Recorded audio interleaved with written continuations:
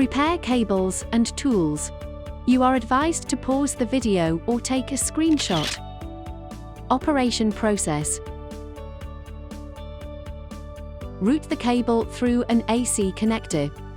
Strip the output power cable to an appropriate length and ensure that it is not broken.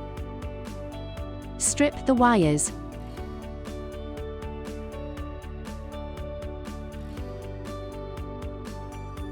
Do not damage the wire core. Mount the cord end terminals onto the stripped wires. Crimp the terminals with a cord end terminal crimping tool. Do not partially crimp the cord end terminal. Remove the dustproof cap. Connect the wires to the AC output port.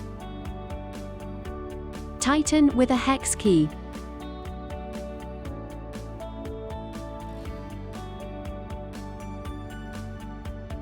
Secure the AC connector.